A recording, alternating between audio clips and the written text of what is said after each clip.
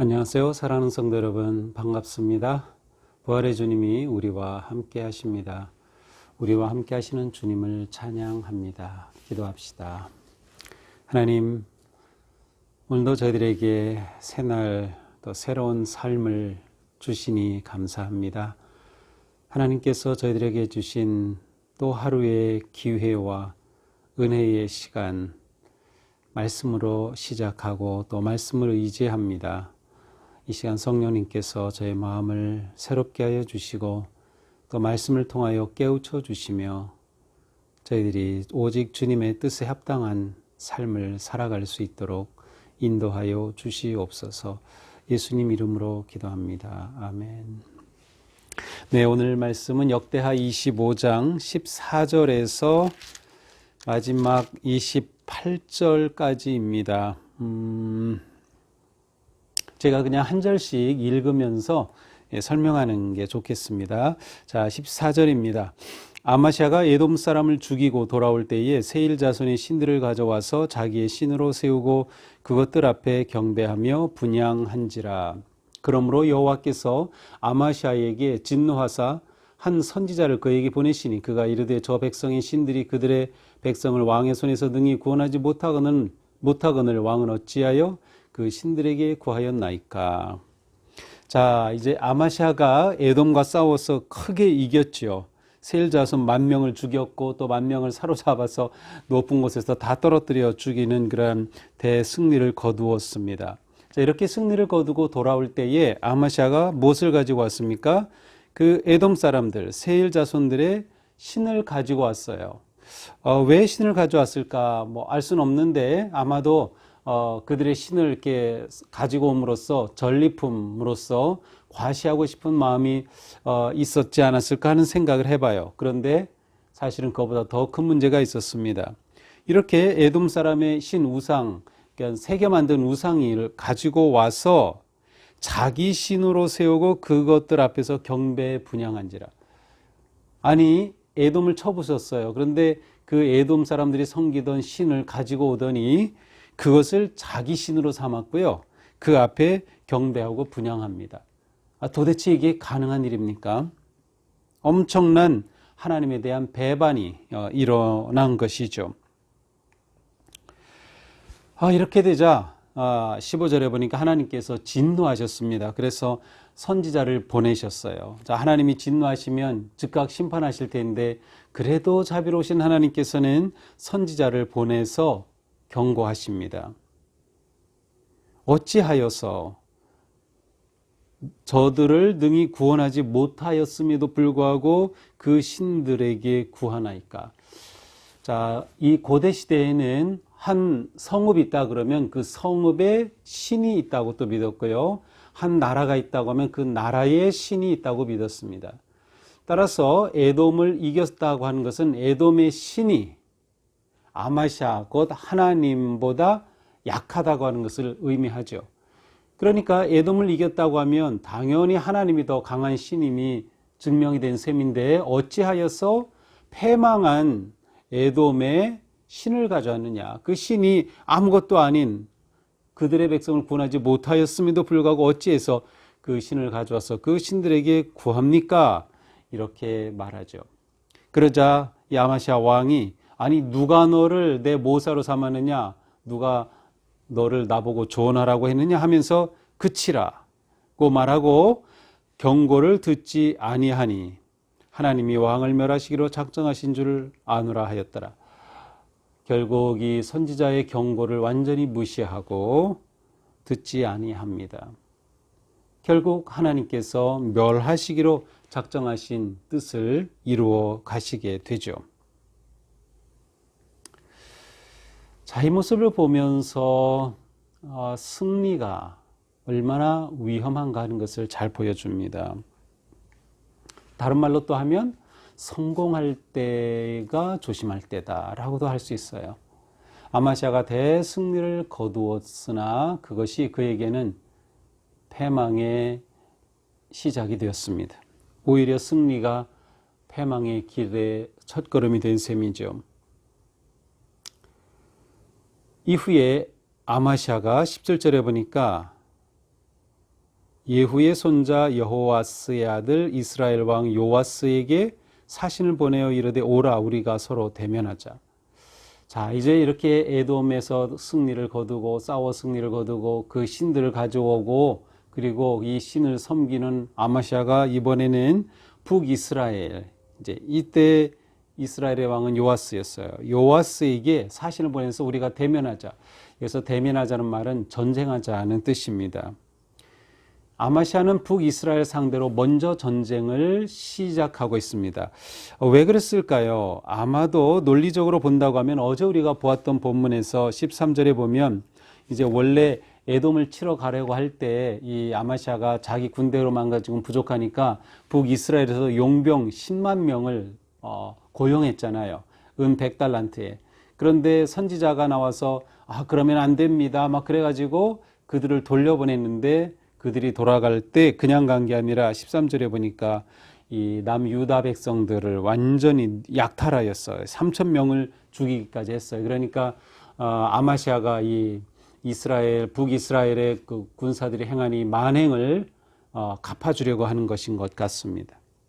그래서 이제 북이스라엘 요아스에게 우리 전쟁하자 이렇게 대면하고 선전포고를 한 것이죠. 자, 그러자 북이스라엘의 왕인 요아스가 한 비유 이야기를 들려줍니다. 아마시아에게 사람을 보내서 이렇게 말합니다.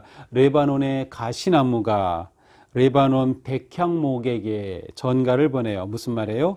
레바논의 가시나무는 바로 아마시아, 남유다 왕이죠. 그 다음에 레바논의 백향목은 뭐예요? 바로 북이스라엘 왕 요아스죠. 이 아마시아, 남유다의 아마시아는 가시나무에 불과한데 감히 엄청나고 우람하고 아름다운 백향목에게 전가를 보냈다는 거예요. 그래서 우리가 서로 내 딸을 내 아들에게 주어 아내로 삼게 하라. 이것은 실제로 그렇게 했다기보다는 하나의 서로 통혼하자. 실제로 이전에 부모들이 다 이렇게 통혼하긴 했어요. 그런데 이렇게 하자는 것은 너나 나나 똑같은 등급이다라는 말이죠. 그런데 무슨 소리? 너는 가시나무, 나는 백향목이야. 감히 비교도 안 되는 가시나무가 그렇게 표현하는 것이에요. 그렇게 말하였더니 레바논 들짐승이 지나가다가 가시나무를 짓밟았느니라. 가시나무가 들짐승의 발에 짓밟혀서 쓰러지고 말았다는 말이죠. 그러니까 북이스라엘의 왕이 바로 이 요아스가 이 남유다 아마시아에게 너 전쟁하자고 하는데 말도 안 돼. 너 그러다 죽는다. 이렇게 경고하는 셈입니다. 그러면서 계속 말하죠. 내가 19절 에돔 사람을 쳤다고 해서 내 마음이 교만해졌구나. 내가 어찌 화를 자초하느냐. 이 말은 진정 맞는 말이에요. 요아스가 볼 때에도 저 아마시아가 이게 교만해졌어요. 에돔을 물리치더니 이게 기고만장해져 가지고 네가 감히 나하고 전쟁하자고 해? 라고 말하는 것이죠. 자, 그런데 아마시아는 이 말을 듣지 않습니다. 그리고 북이스라엘과 싸우게 되죠. 자, 전쟁이 일어난 곳은 21절에 보니까 유다의 베스메스입니다. 베스메스는 의외로 예루살렘 남쪽인데 북쪽이 이스라엘과 남쪽 유다가 붙은 것이 이 베스메스라는 것이, 베스메스는 블레셋과 유다의 경계 지역쯤 되는데 이것은 굉장히 중요한 지역이에요. 이곳을 빼앗기면 유다 성읍, 특별히 이 예루살렘이 위기에 빠질 수 있는 중요한 곳이죠. 근데 여기서 전쟁이 일어났습니다. 누가 이겼겠어요? 당연히 북이스라엘이 이기죠. 남유다 아마시아는 패합니다. 하나님께서 멸하시기로 작정하셨기 때문이죠. 그래서 북이스라엘의 군대들이 이 남유다와 싸워서 이기더니 그것을 끝내지 않고 예루살렘까지 들어와서 성벽을 400규빗이나 허물어 버렸어요. 180m나 되는 성벽을 허물어 버렸어요. 고대 시대에 성벽이 허물어진다는 것은 완전히 안전이 사라졌다는 것이죠. 더 이상 국가 안보가 없어진 것이에요. 성벽이 허물어졌으니. 뿐만 아니라 왕궁의 재물을 빼앗아가고 모든 것들을 사로잡아 갔습니다. 자, 북이스라엘과 전쟁하자고 했는데 전쟁에서 지고 예루살렘 성벽이 무너지고 그 다음에 요아스 때에 그렇게 열심히 헌금해서 모았던 거 있죠. 그 모든 기구를 다 빼앗기고 말았습니다. 자, 25절은 그 이후의 이야기입니다. 이렇게 전쟁이 끝났죠. 요아스에게 패배했어요. 근데 요아스가 이제 먼저 죽었습니다. 요아스가 죽은 후에 아마시아는 15년이나 더 살았다 한데 결국 어떤 일이 일어납니까? 아마시아에게 돌아서서 아마시아가 여호와를 버린 후부터 이렇게 아마시아가 하나님을 떠난 후부터 예루살렘에서 무리가 그를 반역하였으므로 아마시아에 대적하는 무리들이 생기기 시작했습니다. 결국 이렇게 아마시아를 반역하는 무리들이 일어나서 27절에 보니까 이 아마시아를 암살하고 말았습니다. 예, 암살당한 것이죠. 결국 그 시체를 가져다가 유다 성읍에 장사했다라고 하는 말씀으로 오늘 말씀이 끝납니다. 자, 이 아마시아를 보면서 불행하게도 아마시아는 갈수록 나빠진 왕이었어요. 갈수록 나빠진 왕. 갈수록 좋아지는 사람이 있는가 하면 갈수록 나빠지는 사람이 있어요. 특별히 우리의 신앙이 말이죠. 영적으로. 우리는 영적으로 계속 좋아져야 합니다. 영적으로 성장해야 하고요. 영적으로 성숙하고 하나님과 더 깊어져야 돼요. 자, 오늘 말씀에서 특별히 중요한 것은 무엇입니까? 아마시아는 자신의 삶을 또 왕으로서의 모든 일을 자기가 이끌어 가려고 했어요. 우리도 자칫 이렇게 되기 싫어요. 이것은 교만의 가장 대표적인 모습입니다. 우리는 내가 내 삶을 이끌려 하지 말고 주님에 따라 주님께서 이끄심에 이끌리는 삶을 살아야 한다. 내가 이끄는 삶이 아니고 이끌리심을 받는, 이끌리는 삶을 사는 것이 진정한 믿음의 삶이다. 그것은 하나님이 왕이심을 인정하고 하나님만이 참된 신이심을 인정하는 것이기 때문입니다. 아마시아는 자기가 자기 인생을 주도하려고 하다 결국 실패하고 말았습니다. 아마시아는 에돔의 우상을 가지고 와서 그것을 자기 신으로 삼았어요. 아마도 짐작건대 그 우상이 굉장히 화려하고 현란했던 것 같습니다. 겉모습에 반한 거죠. 우리가 살아가면서 겉모습에 반하기 쉬워. 이거 정말 위험한 일입니다. 겉모습에 반하는 것. 겉모습에 빼앗겨 진정한 마음을 잃어버린 아마시아가 되고 말았습니다. 혹시 우리 안에 내가 만든 신이 있지 않은가요? 그래서 하나님 대신에 떡하니 차지하고 있는 신, 우리에게 다 있을 수 있습니다. 자기의 지식이 신이 될 수도 있고요. 자기 주장이 신이 될 수 있고 자기의 생각이 신이 될 수도 있어요. 우리는 내가 만든 신이 있지 않나.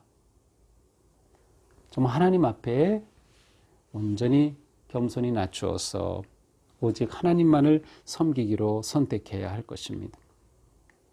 결국 아마시아의 그 교만은 경고를 무시하게 됐어요. 교만한 사람이 교만해지면 남의 말을 듣지 않고요. 경고를 받아들이지 않고 자기 말만 합니다. 그러니까 묻지도 않습니다. 아마시아는 하나님께 물어보질 않았어요. 하나님, 제가 이 전쟁 해야 됩니까? 묻지도 않아. 왜? 교만했기 때문이죠. 교만은 패망의 선봉이다는 말씀처럼 교만이 그를 죽음으로 몰고 갔습니다. 그러니까 우리는 끊임없이 우리 자신을 하나님 앞에 낮추고 오직 하나님을 의지하고 하나님의 뜻을 구하는 삶, 그리고 하나님께서 내 삶을 이끄심에 따라 나아가는 이끌리는 삶, 바로 이것이 우리가 걸어야 할 길이라 생각됩니다. 오늘 말씀을 보면서 오늘 하루도 우리의 삶이 하나님의 뜻을 구하고 또 하나님의 선하신 인도하심을 받는 삶이 된다면 어려움 또 고난 역경 속에서도 우리는 절망하지 아니하며 또 믿음의 길 진리의 길을 선택하며 나아갈 수 있을 것입니다. 오늘도 주님의 은혜와 평화와 사랑이 우리 삶에 넘치기를 축복합니다. 기도합시다. 하나님, 오늘 말씀을 통해서 아마시아가 교만에 빠지고 하나님을 버릴 때 결국 나라도 쇠퇴하고 그도 망한 모습을 보았습니다. 저희들은 너무나도 쉽게 교만에 빠져서 내 주장을 내려놓지 못하고 내 뜻을 내려놓지 못하고 내 생각을 내려놓지 못하고 내가 가진 그 무엇 그것을 붙잡고 하나님을 외면하기도 합니다. 주님, 저희들의 마음에 오직 하나님만을 왕으로 모시게 하여 주시옵소서. 저희 속에 있는 교만한 모든 것들을 막아주시고 잘라주시고 주님 앞에 겸비하여 겸손함으로 오직 하나님의 도우심을 입는 삶, 또 하나님의 이끌림을 받는 거룩한 삶에 승리하도록 도와주시옵소서. 예수님 이름으로 기도합니다. 아멘. 네, 오늘도 주님의 은혜 안에서 복된 하루가 되기를 축복합니다. 사랑합니다.